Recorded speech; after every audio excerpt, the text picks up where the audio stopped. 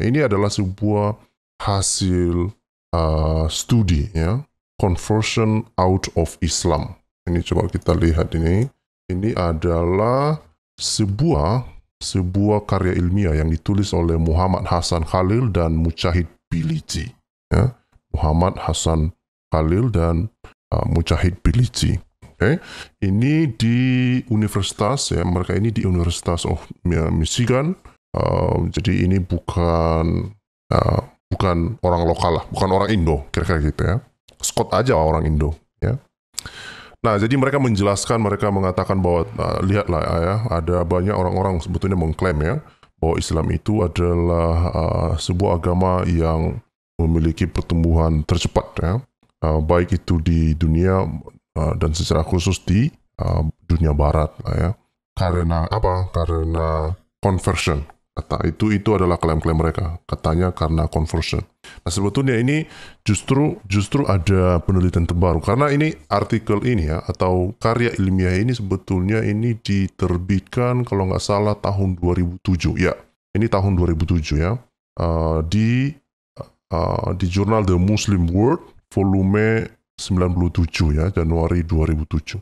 Jadi ya sekitar 14 tahun yang lalu lah. Ya. Karena kan ada penelitian terbaru kan dari Pew Research. Pew Research itu kalau nggak salah dia mengeluarkan hasil kajiannya itu di tahun 2014. Jadi 7 tahun setelahnya itu ada kajian terbaru dari Pew Research. Nanti kita akan lihat bersama-sama ya. Seperti apa, apakah itu sebetulnya memiliki tren yang sama atau tidak ya. Nah, tetapi hari ini kita fokus mengapa orang Muslim ini rame-rame meninggalkan Islam. Jadi dia menyampaikan latar belakang, kemudian dia juga menjelaskan bagaimana data ini dikumpulkan ya. Nah, secara singkat ya, saya membaca artikel ini secara singkat. Dia mengumpulkan informasi ini ya, kedua penulis ini mengumpulkan informasinya dengan menggunakan sumber dari literatur ya. Salah satu yang digunakan itu adalah websitenya Answering Islam ya, yang mana di situ kalau Bapak Ibu, saya nggak tahu apakah Bapak Ibu tahu websitenya Answering Islam ya. Answering Islam ya, ini adalah sebuah website orang Kristen punya ya. Jadi dia menggunakan website ini salah satu sumbernya. Kemudian dia menggunakan juga buku Ibnu Warak. Ya. Ibnu Warak ini adalah seorang murtadin ya. Ibnu Warak adalah seorang murtadin dan dia menulis buku dan dia menyampaikan kajiannya. Okay? Nah, Ibnu Warak itu bukan nama asli sebetulnya ya. Dia itu itu disebut sebagai pseudonames lah ya. Karena dia takut juga kepalanya hilang kan kalau dia pakai nama asli. Nah, apalagi kajiannya itu sangat tajam ya, karena dia mempertanyakan, dia bahkan mengatakan Islam ini atau Muhammad itu nggak ada gitu lah, sama seperti apa yang disampaikan oleh Robert Spencer ya. Itu satu meja itu mereka itu ya, atau satu sepemahaman lah mereka dengan Robert Spencer ya. Ibnu Warak itu tidak percaya tentang narasi-narasi Islam ya, dan dia mempertanyakan sebetulnya apakah Muhammad adalah seorang tokoh historis atau bukan. Okay? Nah, jadi dia juga menggunakan sumber literatur yang lain, namanya itu Living Islam ya. Ada satu buku namanya Living Islam itu. Coba saya lihat dulu ya. Nah, ini dia, Apostates of Islam. Nah, ini yang Answering Islam ini adalah punya Kristen punya. Kemudian Apostate of Islam ini adalah sebuah website juga. Apostate of Islam ini adalah sebuah website yang dibangun oleh murtadin. Jadi bukan hanya orang Kristen di sana, ada juga ateis di situ ya. Mereka memiliki sebuah komunitas di situ. Kemudian ada satu buku yang tadi itu saya bilang dari Ibnu Warak, itu namanya Living Islam. Nah, jadi kalau kita perhatikan di sini ya, sumber-sumber inilah yang dia gunakan. Ini adalah sumber literatur ya, sumber kedua lah. Sumber utama atau sumber primer dia mewawancarai, dia juga melakukan wawancara terhadap murtadinnya. Setidaknya dia memberikan kalau nggak salah ada 3 murtadin yang dia ambil keterangan naratifnya lah ya, untuk mendukung kajiannya ini juga ya. Ya, misalnya itu adalah ini Three Voices ya. Ini dia mau wawancarai. Jadi selain tinjauan literatur, dia juga mau wawancarai Murtadin ya. Misalnya ini si Jamal ya. Jamal, kemudian Ben Rukhsama, kemudian Kathy. Ya. Nah, jadi dia melakukan wawancara juga. Ya. Dan kemudian dia juga menggunakan sumber-sumber informasi dari media massa ya, seperti yang Bapak Ibu bisa lihat di situ dikatakan dia menggunakan media naratif ya. Kemudian juga sumber yang lain adalah dia menggunakan juga informasi-informasi tentang murtadi yang lain ya, yang terkenal lah, misalnya di dalam hasil-hasil penelitian sebelumnya ya, dia menggunakan itu. Okay? Nah, jadi saya berharap Bapak Ibu bisa bisa memperoleh artikel ilmiah ini, karena ini adalah sebuah ilmu ya, yang saya pikir Bapak Ibu terutama Muslim belajar untuk membaca literasi. Okay? Belajar membaca artikel ilmiah itu sangat baik ya untuk kesehatan jiwa lah ya.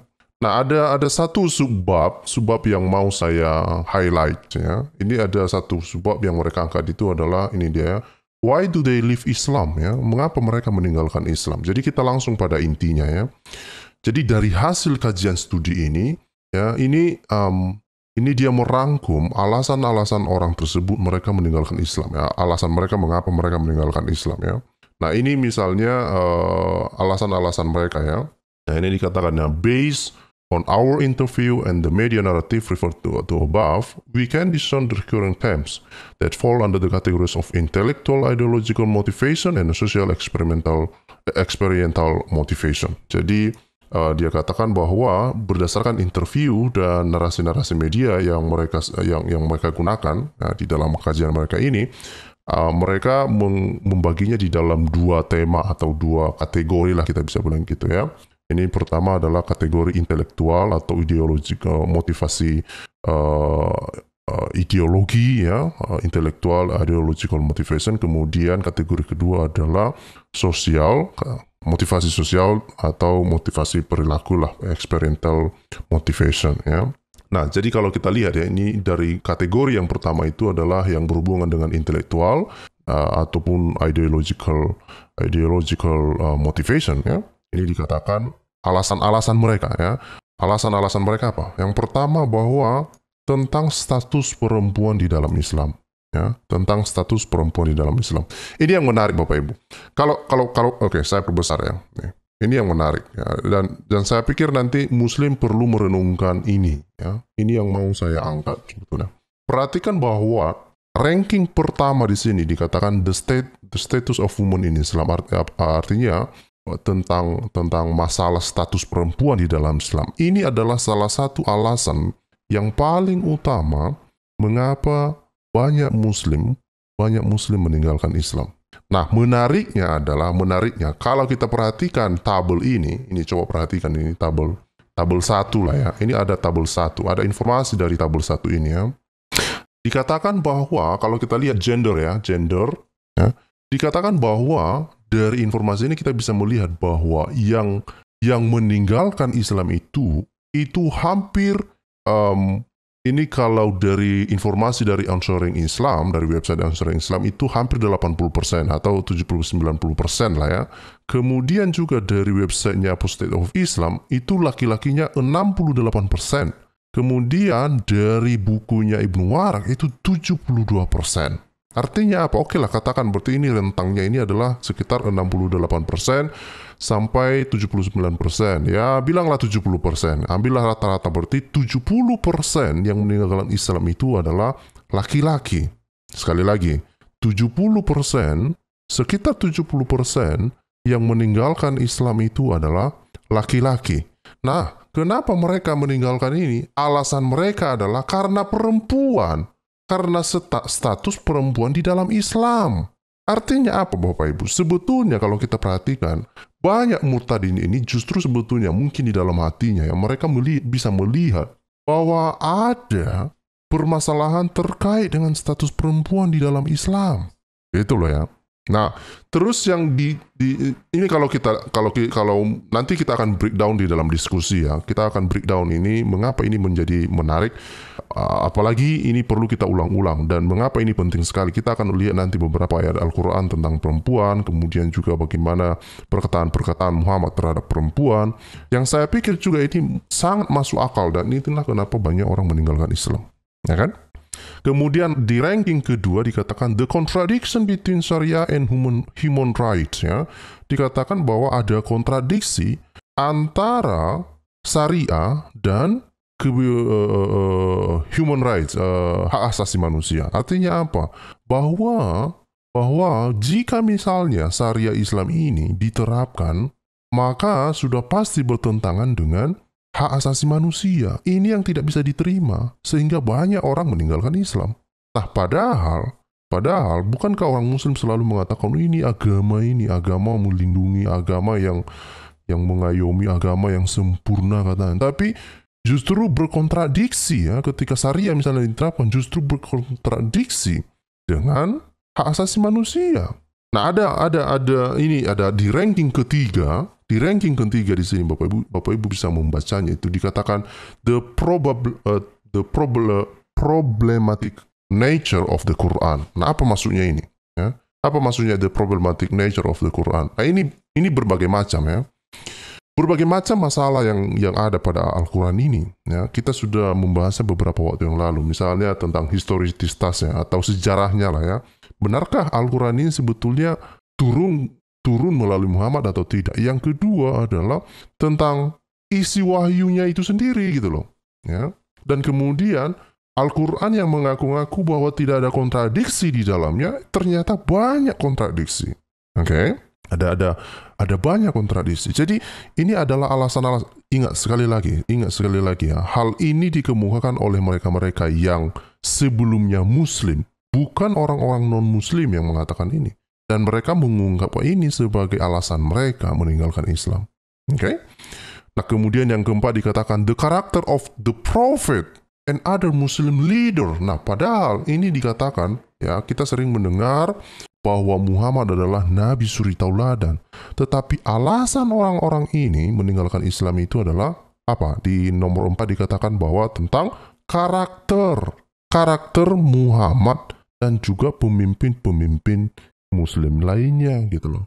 Jadi karakter Muhammad, perilaku Muhammad itu sendiri pun yang membuat banyak Muslim itu meninggalkan Islam. Kenapa ya? Kalau kita lihat misalnya beberapa hadis, mungkin bagi Muslim yang saat ini masih Muslim yang sangat cinta kepada Muhammad, mereka tidak bisa melihat hal ini. Tetapi ketika kita bongkar lalu mereka marah-marah, ya kenapa? Karena ini berhubungan dengan karakter dari Muhammad itu sendiri. Kenapa?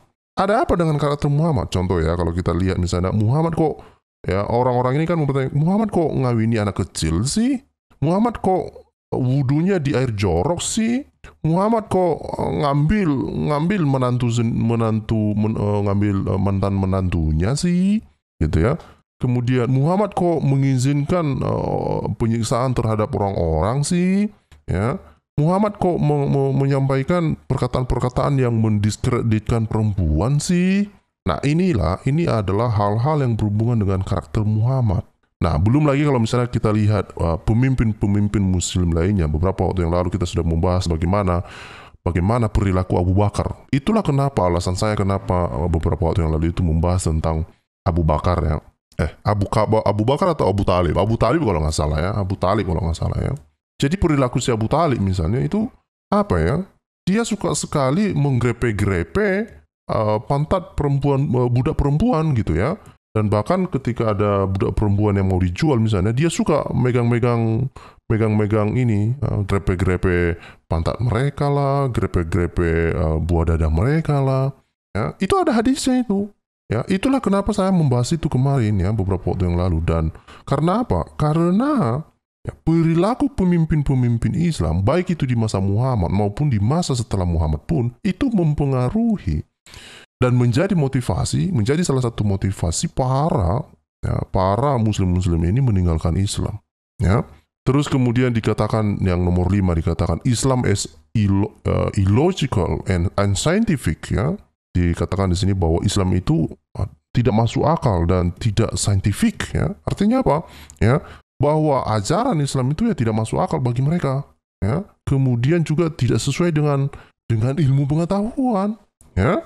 Tidak sesuai dengan ilmu pengetahuan. Dan Bapak Ibu bisa membaca selanjutnya. Nah, ini dari kategori intellectual ideological motivation ya. Nah, bagaimana dengan hubungannya dengan sosial ya? Nah, bagaimana hubungannya dengan sosial? Memang juga ada perilaku-perilaku di dalam komunitas-komunitas Islam ini atau komunitas Muslim ini yang mendorong mereka meninggalkan Islam. Misalnya mereka mengalami atau mereka menemui ada muslim-muslim yang barbar mungkin ya. Ini dikatakan encounter with bad cruel Muslim ya, muslim barbar lah kira-kira gitu ya. Muslim yang punya perilaku yang buruk ya. Kemudian juga tekanan dari Muslim itu sendiri atau dari komunitas Muslim ya. Muslim as a backward. Nah, mungkin nanti kita akan lihat apa maksudnya Muslim as a backward ya. Kemudian yang keempat ini Muslim ill treatment of women ya. Yang keempat misalnya itu bagaimana ya Muslim itu memperlakukan perempuan dengan sangat buruk ya. Kemudian juga nomor 5 ya, perilaku Muslim yang memperlakukan non-Muslim itu dengan sangat buruk ya, Muslim ill treatment of non-Muslim ya. Dan kemudian juga ini yang menarik ya, nomor 6 dikatakan Muslim in a stage of illusion regarding their own religion. Jadi ya dikatakan bahwa banyak orang-orang Muslim itu yang sebetulnya mereka hidup di dalam ilusi mereka terhadap agamanya mereka ini sendiri ya. Makanya kalau kita lihat di Indo lah misalnya, kalau kita lihat di Indo apa-apa ya semua dihubungkan dengan agama ya kan, semua dihubungkan dengan agama ya, penghinaan, penistaan macam-macam lah ya. Jadi ini semua ilusi-ilusi yang menurut saya memang dan terbukti ya melalui kajian ilmiah ini mendorong para Muslim ini meninggalkan Islam ya. Jadi ya ini adalah informasi-informasi yang mau saya bagikan kepada Bapak Ibu, dan Bapak Ibu bisa mengecek informasi ini secara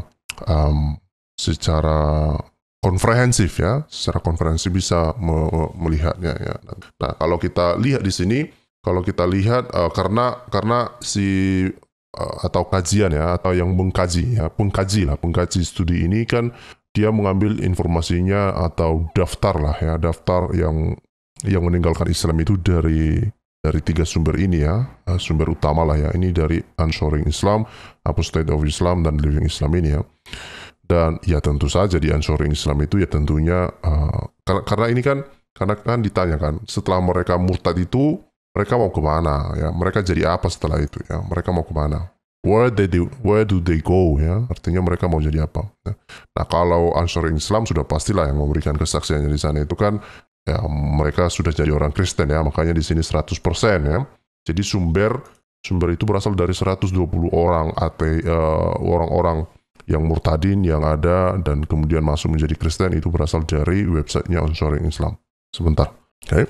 Nah, kemudian kalau dari websitenya Apostate of Islam dikatakan bahwa ya orang-orang murtadin itu ya sebagian besar justru menjadi ateis ya. Coba ini dikonversikan deh ya. Ini kalau dari Answering Islam ini kan 100% ya, 100%. Maka di Apostate of Islam itu yang Kristen itu cuma 15%. Coba ini dikonversikan. Kalau 15% ini adalah jumlahnya 128 ya kan?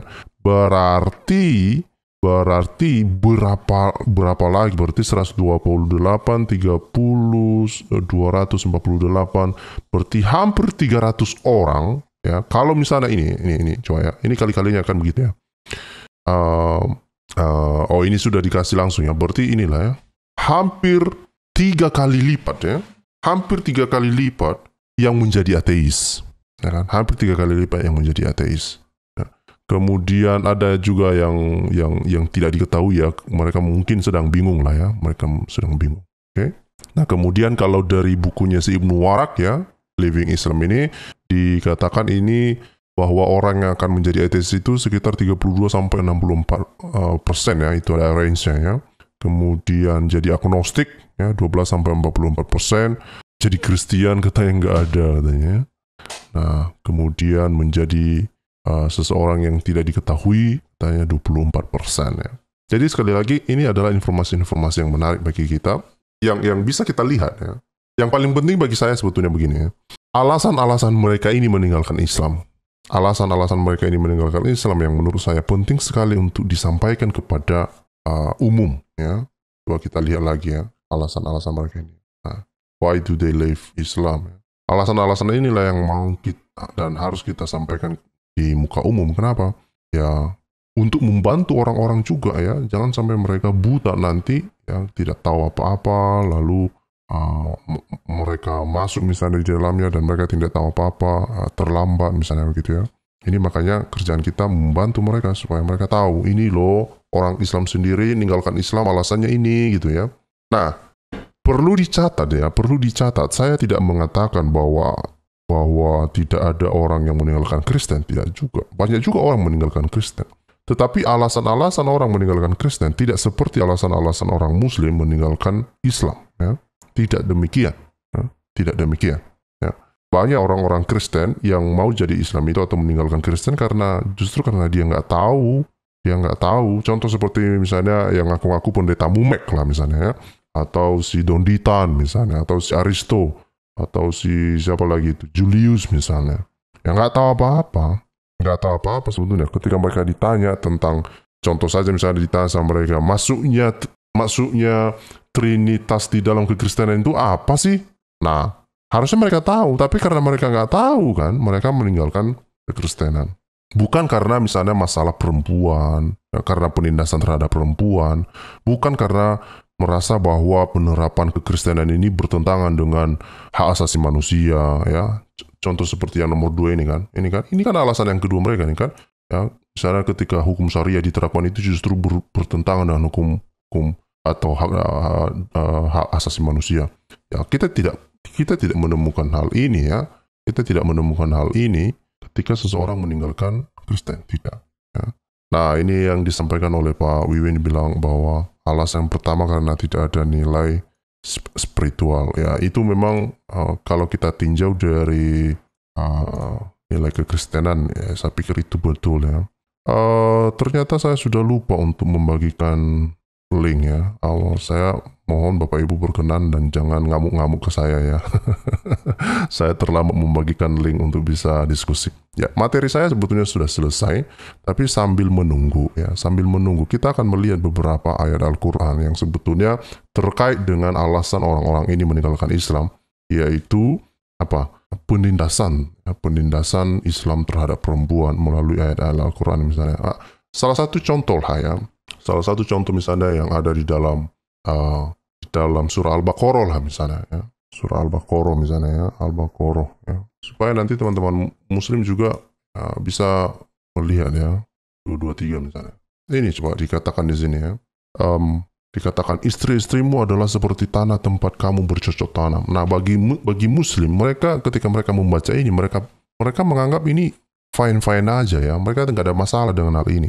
Banyak Muslim tidak bermasalah dengan ayat ini. Nah, tetapi ketika kita melihat ini, ya, kita sebagai non-Kristen melihat ini, orang ini kok seperti ini, mengapa mereka menjadikan perempuan hanya sekedar tempat bercocok tanam, ya? Dan dikatakan bahwa datangilah tanah tempat bercocok tanam itu bagaimana saja kamu kehendaki. Ini apa-apaan, ya? Kenapa perempuan diperlakukan seperti itu, ya?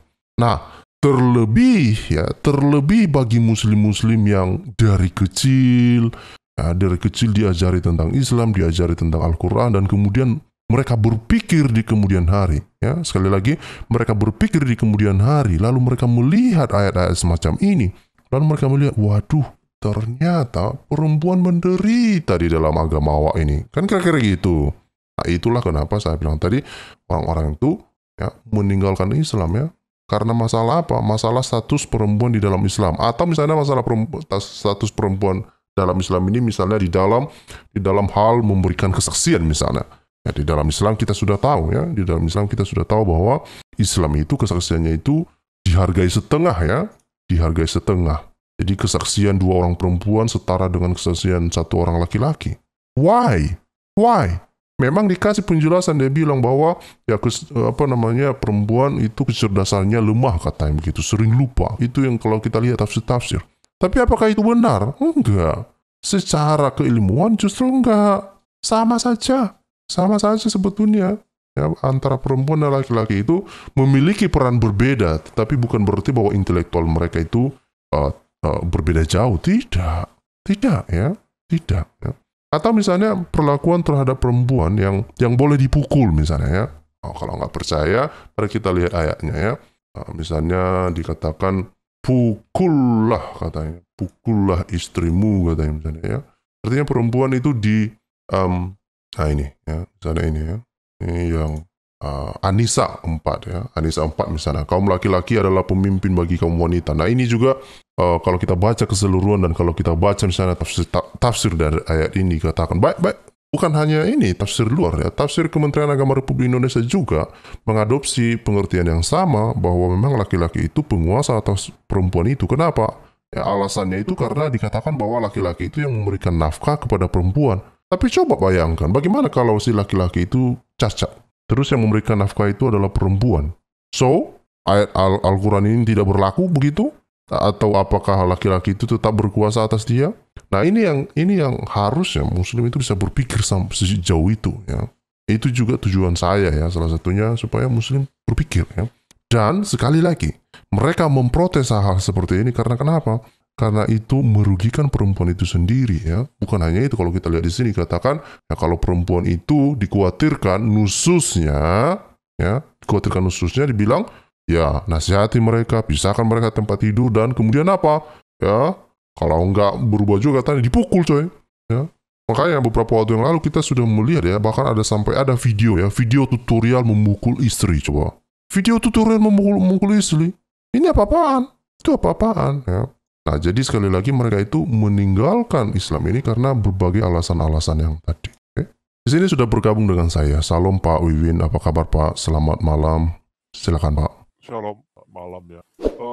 Alasan kenapa meninggalkan Islam? Ya, saya sudah sempat munculkan ya komentarnya. Memang cukup valid ya. Saya pribadi melihatnya sederhana. Sampaikan tadi, Bro, saya tidak melihat ada ritual dari keislaman itu sendiri. Gitu. Kenapa saya? Karena kalau diambil dari katanya, ritual itu basis katanya spirit, roh. Sedangkan rekan-rekan kita sendiri yang di RT 6 tidak mengenal apa itu roh. Mereka tidak tahu. Jadi ya jangan berani berkata kemudian bahwa pemahaman mengenai ritual sederhana itu. Kenapa spiritual ini penting? Karena kita memiliki keyakinan gitu ya, yang saya pahami begitu ya. Kita memiliki keyakinan itu karena kita ingin memiliki kedekatan dengan sosok yang lebih besar daripada kita, kan begitu. Bukan hanya sesuatu yang sifatnya fisik ya, yang sesuatu yang sifatnya nampak, tetapi juga sesuatu yang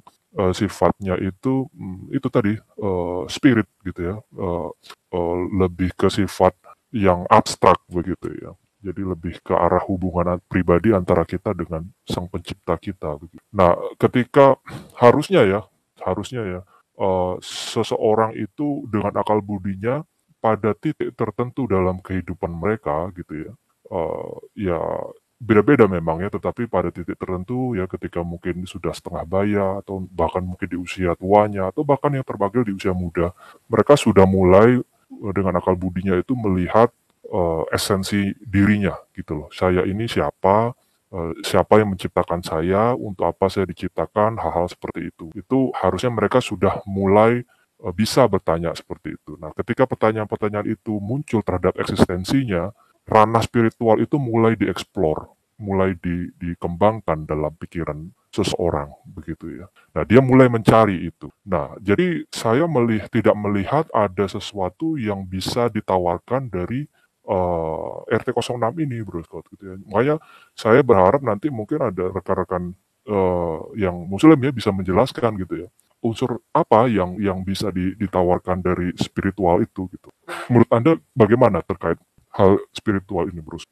Saya pikir memang totalitas dari ajaran Islam ini tidak ada yang berhubungan dengan spiritualitasnya. Toh juga ketika mereka balik atau dia dihadiahi untuk masuk ke dalam surganya mereka juga, Toh itu semua kan kegiatan badania, tidak ada yang berhubungan dengan spiritual kan. Itu tentang Betul. kepuasan hasrat, makanan, memiliki wine, memiliki anggur yang tidak memabukkan, memiliki sofa, memiliki Perhiasan, ya. perhiasan, memiliki gambar. Saya pikir tidak ada hubungannya dengan spiritualitas, dan saya pikir totalitas dari ajarannya kan tidak membahas itu sih Pak, menurut apa yang telah kita pelajari sampai sekarang kan.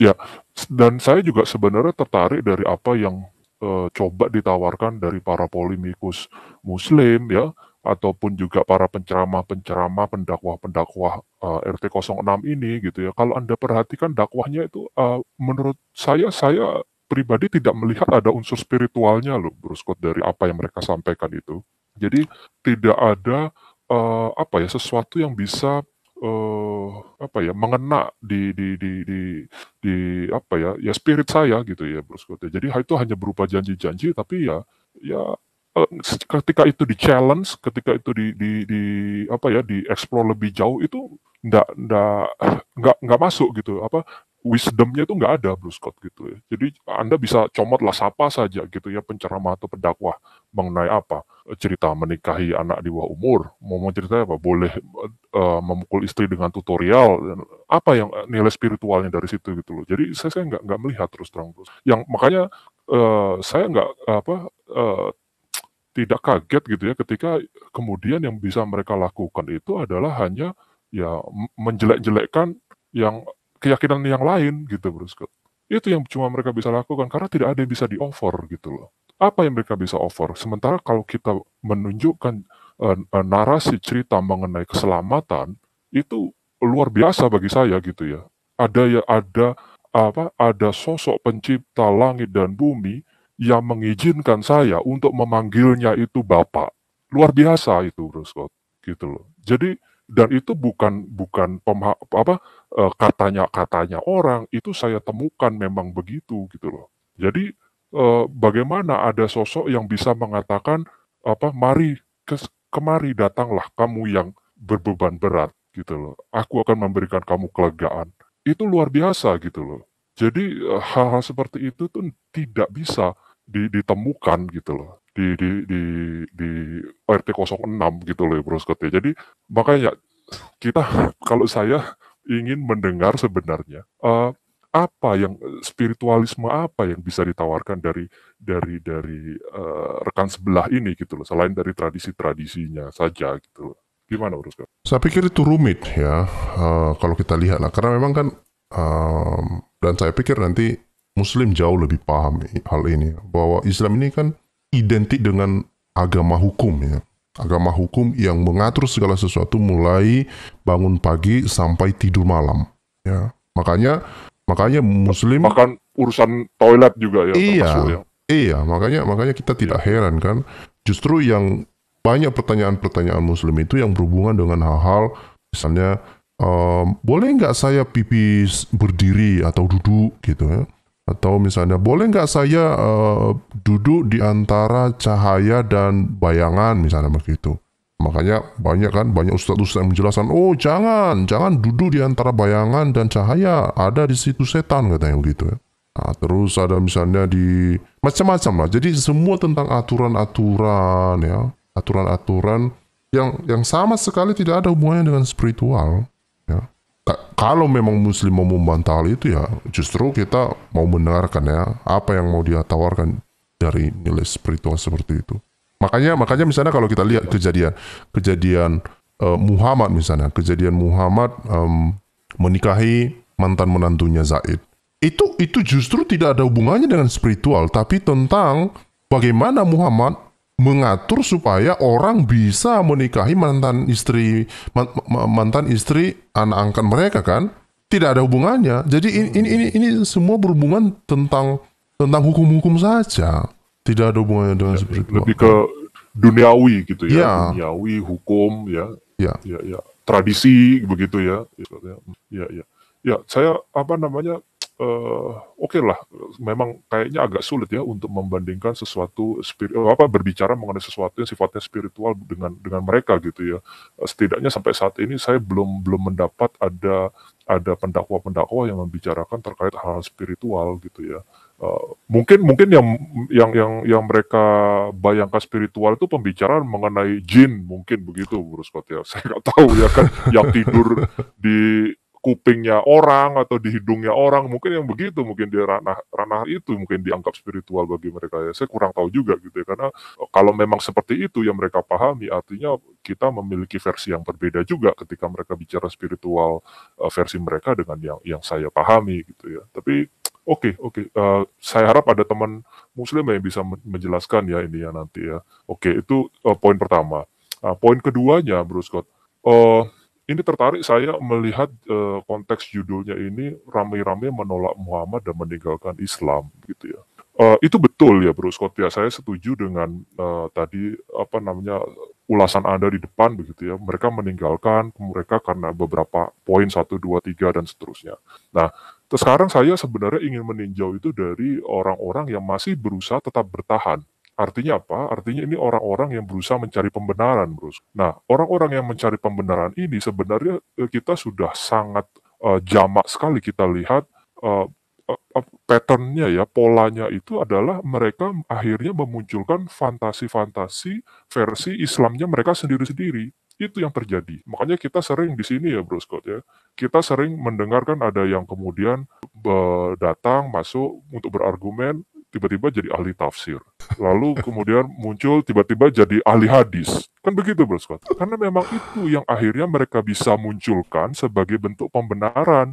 Karena sebenarnya mereka sendiri menolak apa yang tertulis dalam referensi-referensi mereka sendiri. Bahkan ketika dihadirkan itu tadi, Bukhari, hadis Muslim, bahkan dari Kemenak RI, semua mereka mau tolak. Saya nggak peduli itu, saya maunya versi Islam saya. Kan begitu, Bro Scott, akhirnya. Jadi Anda tadi menyoroti dari satu sisi orang-orang yang dengan kesadaran akhirnya, ya sudah, saya menolak, karena saya sudah menyerah, saya nggak bisa bicara apa lagi mengenai keyakinan ini, jadi terlihat konyol. Tetapi ada, itu tadi saya melihat dari sudut pandang yang lain, ada orang yang masih tetap ingin bertahan, ingin mengklaim bahwa dia Islam, tapi dia tidak mau mengakui referensinya. Itu yang saya lihat yang terjadi gitu. Gimana menurut Anda? Um, nah ini memang rumit ya kalau sudah cinta kotoran kambing pun dipikir coklat ya. Saya pikir itu memang yang terjadi dan ini sangat menarik loh. Kalau kita lihat memang kecintaan para Muslim terhadap Muhammad itu sangat luar biasa dan di dalam makanya tadi sampai ada alasan salah satu alasan banyak orang-orang Muslim itu meninggalkan Islam kan ada ilusi yang mereka alami yang mereka pikir Muhammad ini manusia sempurna. Kenapa? Karena Al-Quran mengatakan demikian. Itu adalah sebuah circular reasoning, ya, apa namanya itu? Alasan berputar-putar lah kira-kira gitu ya. Yang mana? Kenapa mengapa Muhammad adalah seorang nabi suri tauladan? Ya, karena Al-Quran mengatakannya. Bukan melihat bagaimana perilaku Muhammad, bukan. Tapi karena Al-Quran mengatakannya gitu. Nah, ini yang rumit ya. Ini yang rumit sehingga mereka menciptakan sebuah ilusi bagi mereka sendiri yang berpikir kalau kita breakdown in salah satu contohnya ketika misalnya dianggap Muhammad sebagai suri tauladan tapi di kemudian hari justru ditemukan bahwa Muhammad ini ya banyak kemudian orang-orang mempertanyakan kok dia suka sama anak kecil sih. Dia kok suka sama menghisap lidah anak laki-laki sih.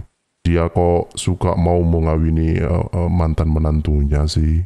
Dan perilaku-perilaku yang lain ya, perilaku-perilaku yang lain ya. Tetapi semua itu sepertinya dianggap benar dan tidak apa-apa. Karena kenapa? Al-Quran mengatakannya. Jadi circular reasoning lagi. Ya itu Pak. Iya, sama seperti yang dulu sempat kalau nggak salah Sipi bilang gitu kan, ditanya kan, kenapa kalian mencium batu hitam kan gitu kan? Oh ini karena Muhammad menciumnya gitu. Kenapa mau Muhammad menciumnya? Ya karena ya ya Muhammad menciumnya. Jadi susah juga ya mau ngomongnya mau bilang apa lagi gitu ya. Tapi akhirnya jadi munafik ya Bro Scott ya. Itu yang saya lihat yang dari versi yang saya munculkan ini gitu. Ketika orang-orang itu sendiri masih mencoba mengklaim bahwa dia merupakan bagian dari suatu kelompok, mengatakan bahwa wah saya bagian kelompok RT 06 nih, tetapi saya nggak mau mengakui referensi-referensi itu gitu. Karena kenapa? Memalukan bagi saya gitu ya sebenarnya. Nah itu ya apa ya? Harusnya ya mereka tuh bisa bertanya gitu dengan berpikir logis ya, mereka bisa bertanya, bagaimana mungkin saya mengakui sebagai suatu bagian dari satu komunitas sementara referensi dari komunitas itu saya tolak. Ya sudah nggak ada lagi gitu. Anda sudah bukan bagian dari komunitas itu artinya kan gitu loh. Jadi itu tadi pegangannya apa ketika dia mau mau mengklaim diri sebagai satu komunitas. Mending kalau menurut saya ya bikin ini yang baru ya Bro Scott ya, munculkan agama sendiri yang baru gitu Bro Scott ya kan, yang istilahnya saya bikin ini jadi nabi yang ke-26 gitu ya Bro Scott ya, keberapa 27 berapa itu saya nggak tahu. Iya kan, bikin sendiri lah ya kan. Sekarang ada Iya. buku Pak, Jadi Nabi ke-30, udah 30 sekarang daftarnya Pak. sudah 30, oke. Ketinggalan saya, edisinya udah 30 sekarang. Iya, iya. Iya gitu loh. Tapi gini ya Bro Scott, kalau kita coba telah lebih jauh ya Bro Scott ya. Kenapa akhirnya ketika semakin modern masa ini ya Bro Scott ya, aturan-aturan yang berkembang, terutama yang tertulis dalam referensi-referensi hadis itu kemudian seolah-olah menjadi bertentangan dengan kematangan atau perkembangan manusia menjadi semakin modern. Kenapa itu bisa terjadi gitu sebenarnya kalau kita coba telaah lebih jauh, itu jawabannya simple sebenarnya Bro. Karena ada pengaruh dari pemahaman ajaran-ajaran kekristenan sebenarnya. Dan ajaran-ajaran kekristenan itu sendiri sebenarnya tidak bertolak belakang dengan nilai moral manusia gitu ya Bro Scott. Exactly. Kita Yeah. mengharapkan manusia yang semakin modern ini semakin maju, semakin beradab, bukan semakin biadab ya. Yeah. Nah, kenapa menjadi pertentangan itu sebenarnya gitu loh. Kalau rekan-rekan mau coba telaah dengan pikiran yang agak ini ya lebih jernih lah gitu ya kan. Kenapa sih sampai sekarang pun bertentangan? Yang satu memaksakan harus dibuntel, harus dibungkus pakaiannya ya kan. Yang satu yang berpikiran mengatakan nggak apa-apa, yang penting kalian berpakaian yang rapi gitu loh. Yang penting hati kalian itu yang lebih penting daripada bungkusnya gitu. Yang penting rapi ya kan, tidak menjadi batu sandungan bagi saudara yang lain. Oke, nggak apa-apa. Ya, jadi tidak ada paksaan gitu. Ini sebuah undangan. Anda mau mendengar kabar baiknya, mari ikut kami gitu loh. Ini ada kabar baik, ada kabar keselamatan. Kami tidak perlu memaksa Anda. Ayo kalau nggak masuk ini diancam sama pedang. Kalau Anda keluar nanti diancam sama pedang. Nah, Anda lihat bedanya gitu loh. Jadi kenapa semakin maju, menurut saya Bro Scott ya, seharusnya nantinya prediksi saya semakin maju, semakin berkembang manusia ini, kalau memang manusia ini tidak bersikap munafik ya, ini akan hilang dengan sendirinya karena sudah tidak akan cocok dengan perkembangan zaman yang pastinya gitu. Jadi tapi kita tetap di satu sisi menurut saya tetap harus terus mensuarakan ya, supaya karena banyak orang-orang yang terus terang ignorance mengenai informasi-informasi ini. Mereka pikir itu tadi apa yang ada di RT 06 itu adalah propaganda yang disampaikan oleh para pendakwah mereka, padahal ternyata isinya tidak seperti begitu Bro Scott kalau menurut saya. Ya, itu menarik seperti yang disampaikan oleh Pak Wiwin tadi itu ya, bahwa kenapa sebetulnya kita bisa melihat ini saya pikir justru untuk lebih memperjelas kepada Muslim ya. Kalau kita lihat misalnya hak asasi manusia itu butir-butirnya lah kan, itu tidak ada yang bertentangan dengan misalnya di dalam kekristenan. Itu terus terang ya, itu jelas itu. Karena kenapa? Kekristenan sangat mendukung tentang hak asasi manusia ya, sangat mendukung hal itu. Makanya kita tidak heran ketika melihat rohaniawan Kristen, semakin rohani orang Kristen semakin bisa diteladani. Coba perhatikan misalnya seseorang Muslim yang semakin mendalami agamanya, ujung-ujungnya menembelkan apa? Sesuatu di dadanya, lalu dia datang di depan gereja dan kemudian meledakkan diri. Itu sesuatu yang sangat kontras ya. Itu yang sangat kontras.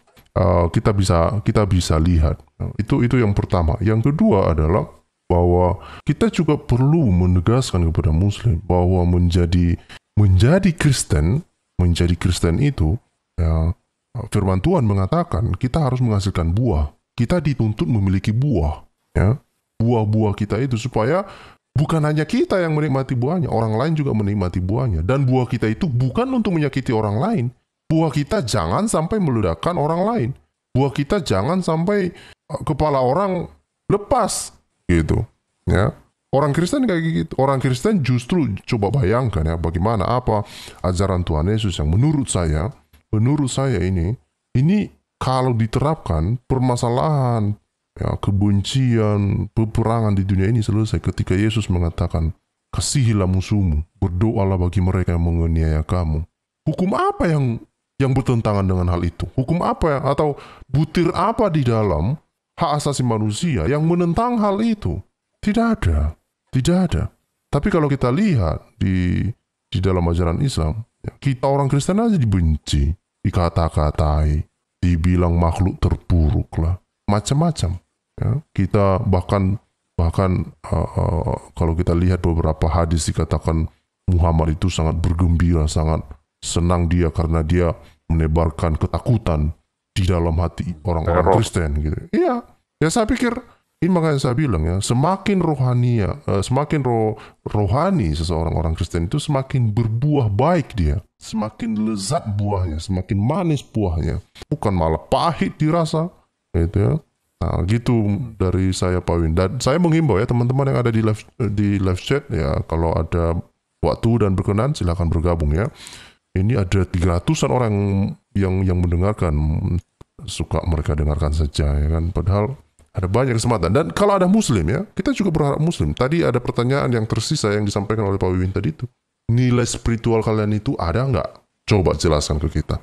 Nah itu yang sedang kita tunggu, dan kita menunggu juga kalau ada Bapak Ibu yang mungkin mau menyampaikan sesuatu, mungkin terlewatkan oleh kita.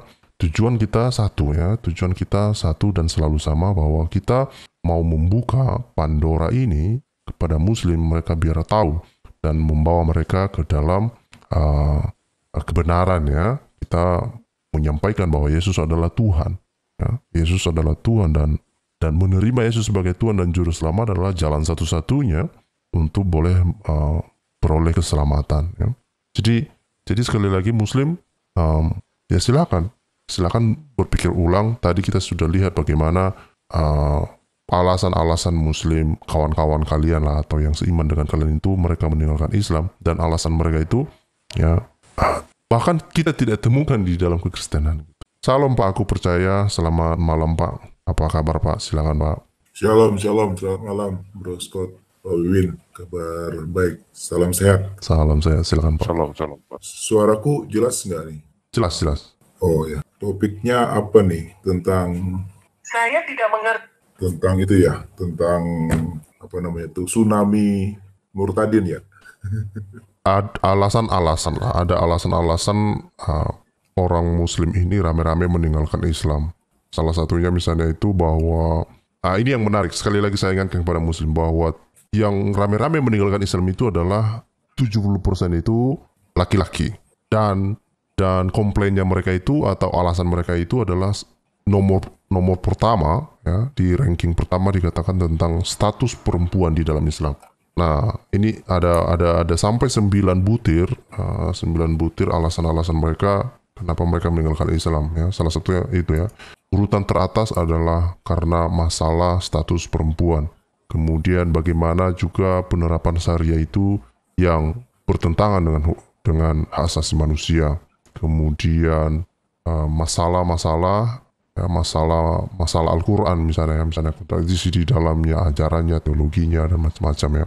Kemudian juga ini ada yang keempat dikatakan tentang karakter Muhammad dan karakter para pemimpin Muslim lainnya ya. Itu adalah alasan-alasan mereka kenapa mereka meninggalkan Islam, dan ada banyak alasan-alasan yang lain.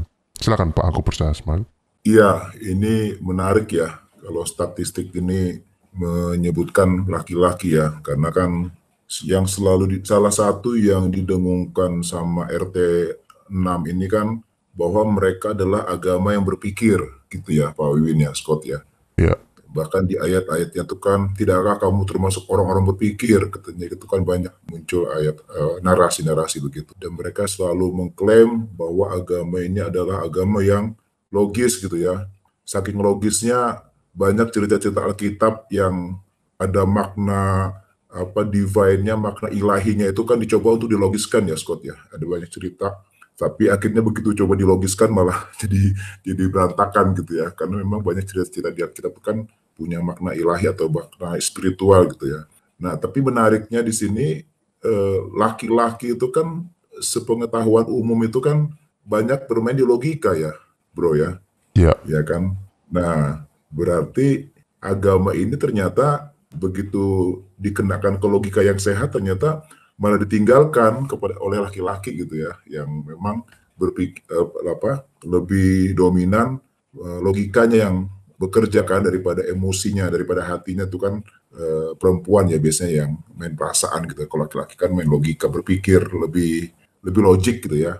Nah, ternyata menarik juga kalau dikaitkan dengan kecenderungan pria lebih dominan berpikir secara logik gitu ya, dan ternyata yang keluar banyakkan laki-laki, berarti agama ini sebenarnya sudah nggak masuk di logika ya, bisa nggak diasumsikan atau di ini kan ya, dikaitkan ke situ gitu. begini Bahwa Pak. ternyata Sorry saya potong. Jadi memang ini kan hasil kajian tahun 2007 ya, dan mereka menemukan bahwa memang 70% yang meninggalkan Islam itu laki-laki ya, selebihnya perempuan.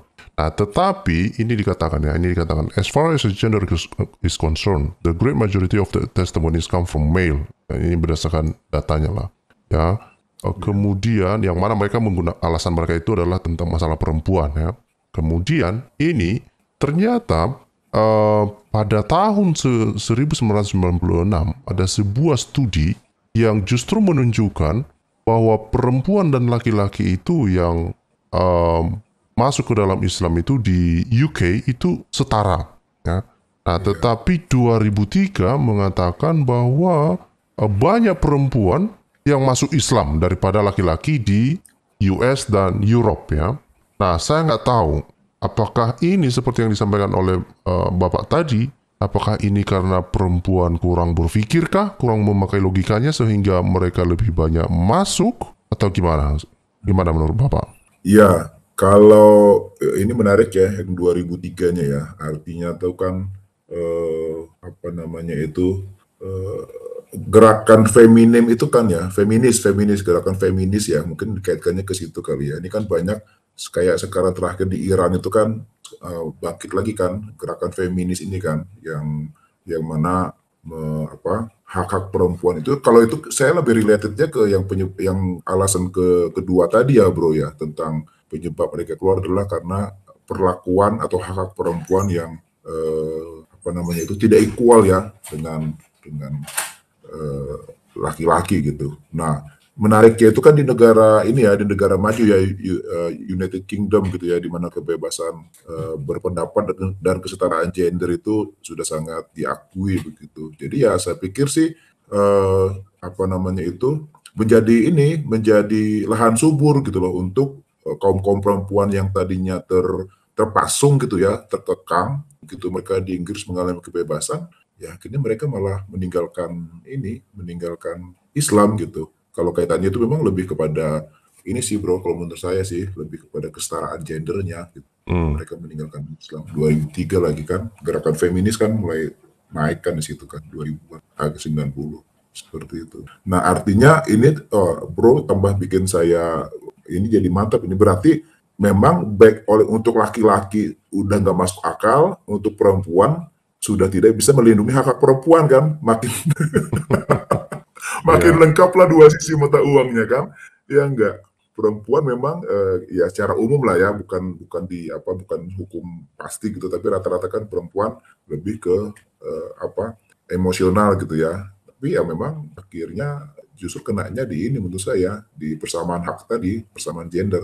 Nah jadi ya tinggal mungkin di Indonesia pun sudah ada sebenarnya baik laki-laki maupun perempuan yang sudah meninggalkan ajaran ini kan, cuman memang tidak seberani orang-orang di Denmark, di UK, sama di US begitu ya, atau di negara-negara terbuka lainnya seperti itu. Itu yang saya pikir buat teman-teman yang di Indonesia ya, kalau memang belum aman ya inilah, penting kan iman Anda sudah kepada Yesus gitu kan, sudah kepada Kristus gitu. Suatu saat nanti bisalah nanti diproklamasikan kan iman Anda gitu. Yang belum meninggalkan segera tinggalkanlah ajaran ini gitu kan. Karena buat laki-laki nggak masuk akal, buat perempuan nggak melindungi hak perempuan kan, gitu loh bro. Sementara gitu. Ya. Saya melihat banyak banyak ini komentar-komentar teman-teman Muslim yang ada di live chat, tapi kenapa nggak nyambung ya? Saya nggak tahu. Ini topik kita sudah secara khusus kita breakdown lebih terinci, tapi yang dikomentarin tak apa-apa. Ayolah teman-teman Muslim, ayo dong dewasa berpikirnya. Ya. Selamat malam Pak Deraja, apa kabar Pak? Salam Pak. Salam Scott. Wah, silakan Pak. Pak Wiwin, aku percaya. Wah, selamat malam. Shalom. Iya, ini seru banget nih ya. Tapi gini loh, menurut saya Bro Scott, kalau di Indonesia itu memang perempuan-perempuannya nggak seberani di luar ya. Karena di luar mungkin di negara-negara barat, Eropa, mereka itu biasanya kaum muslim itu banyaknya dari imigran. Mereka dari daerah-daerah basis Islam, terus jadi imigran di sana. Mungkin asli Eropanya sedikit, saya bilang sih, yang masuk ke Islamnya itu ya. Dan di sana terdidik untuk orang mereka rata-rata semuanya lebih mandiri, lebih berdikari. Mereka terlepas dari budaya setempat. Kalau di Indonesia ini kan perempuan-perempuan itu rata-rata di bawah tekanan. Karena di Indonesia dari dulunya perempuan itu disuruhnya nurut di dapur. Kalau budaya dulunya ya, kalau budaya kita itu memang rata-rata perempuan itu dipaksa untuk legowo lah gitu. Jadi ibu rumah tangga, mereka itu di bawah tekanan.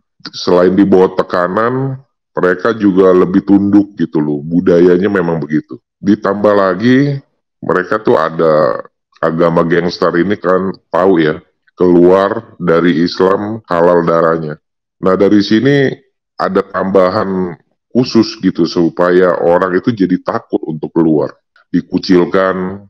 Saya punya teman yang saya menangkan ini ya, Bro Scott. Dia ini Muslim, dia ini dipaksa pakai hijab di daerahnya. Karena di kampungnya itu semuanya harus berhijab.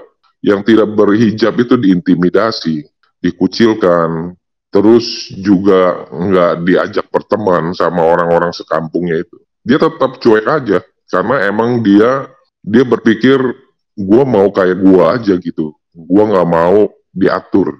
Dan dia cukup berani, walaupun untuk di depan keluarga dia takut, karena apa? Dia harus diusir dari rumah. Seperti di Alkitab dibilangkan, Tuhan Yesus datang bukan membawa damai, tapi membawa pedang, memisahkan anak dari orang tuanya. Nah dari sinilah Tuhan itu udah ngajarin satu hal positif itu, supaya untuk kita ingat. Kita ikut Tuhan itu kadang-kadang mendapat ancaman. Nah kenapa Tuhan Yesus pakai itu? Perumpamaan itu juga berlaku di zaman waktu orang-orang Yahudi yang percaya kepada Kristus. Mereka akan dibuang, dikucilkan, mendapat ancaman karena orang-orang Yahudi benci sama orang-orang Kristen. Siapa yang ikut Tuhan, mereka akan dianiaya. Nah, Tuhan udah kasih gambaran buat orang-orang yang ikut dia. Nah, di sini juga di Indonesia begini ya, orang-orang Islam pun sama seperti Yahudi itu. Ini sepertinya mengkopi habis semua yang dijalani sama orang Yahudi zaman dulu itu. Najis, tidak mau berteman sama orang kafir, sampai mereka, orang-orang Yahudi pun nggak mau bergaul dengan orang non-Yahudi, bahkan masuk ke rumahnya pun, bahkan jalannya yang sudah dilewatin sama orang kafir itu, dia harus kebasin debu, supaya debunya itu nggak menempel di jubahnya dia. Karena jalan itu bekas dilewatin sama orang kafir. Nah setara itu, ini ajaran Islam ini persis sama seperti diulang zaman itu ya. Karena emang zaman itu Muhammad mengkopi habis semua, mengadopsi semua ajaran yang ada di kelilingnya dia itu di saat itu untuk diadopsi. Zoroaster, pagan, Kristen, Yahudi, sampai